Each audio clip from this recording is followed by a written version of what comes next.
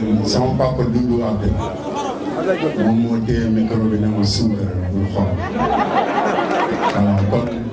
nañ ko suukar ah voilà yàlla dafa def man xeex rek moo ma ñor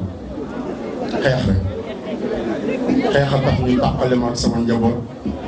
xeex moo tax ñu tëj ma kaso fii Sénégal xeex moo tax ñu toog fii ñu toog tey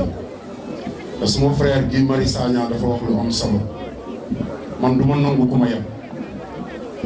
comme yebuñu sama frère Ousmane du ma nangu ku ma yeb moo tax yéen jeunesse su Pikine yuuxu dafa yomb rek mais takk seen ndigg xeex dafa jot parce que li tax mu jot bu fekkee ne da nga toog sa buntu kër di réclamer sàcc ba dëkkandoo fépp Ziguinchor Thiès Casa fépp ci Sénégal rek ñëpp bàyyi seen yitte ñëw fekk si la di la dimbali ci xeex bi loolu mooy xar sa tànku tubéy jot na yéen jeunesse su Pikine laay waxal parce que fii mooy Pikine keroog bi ñu jógee ñoom ne dañuy bundu xatal suñu frère Ousmane Sonko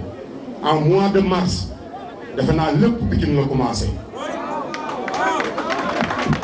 kon bu bàyyee yitteem yëpp ak honoré biñ ko honoré mu bàyyi Ziguinchor ñëw toog fii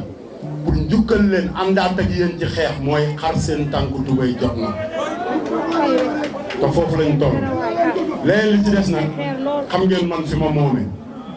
yéen a koy laaj waaw mooy waa ji bu bañee ku ko xorom dañuy jox suñu élection parce que dama promettre askanu Pikine dama ànd ak Cheikh Dieng ñu wër Pikine yëpp ma promettre leen ne leen kii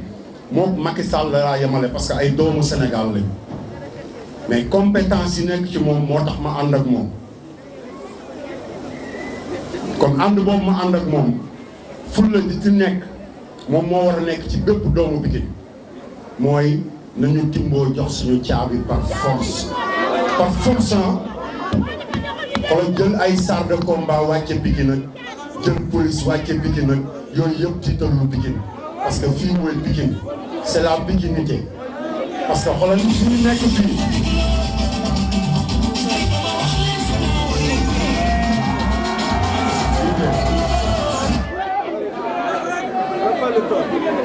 bu fekkente ne ñun yàlla daf ñu may lépp ci doole may ñu ba may ñu sax administration bi nga xamante ni Macky Sall moom la bëgg a jël teg ko suñu kaw ñëpp ay doomu Pikine lañu kon xam leen ne ñoom dañuy seetaan parce que du ñu nangu ko sàcc seen élection te loolu leer laa leen di wax ñun ak ñoom a dëkk jeunes yëpp dañ leen a jël dugal leen biir Pikine ñu ñuy garder mais ñun ak ñoom ñooy ndekkeendoo ñooy añandoo ñooy reerandoo te ñoom ñëpp dañoo d'accord ne docteur Cheikh Dieng parce que ñoom ñoo nekkoon ci école yi ñoom ñoo déglu waa kër Ablaye Timbo taxaw ci biir bayaalu école yi di wax ne Cheikh Dieng moo gagné élection yi ñun ànd ñoom Ablaye Timbo voté luñ ko kon bu loolu amee yéen ñi demoon voté ji am leen fulla te xam ne foqati ak déjjati moo jot dégg ngeen ko ah yoo xam ngeen slogan waa Pikine mooy lan déjjati dama déglu sama beneen sœur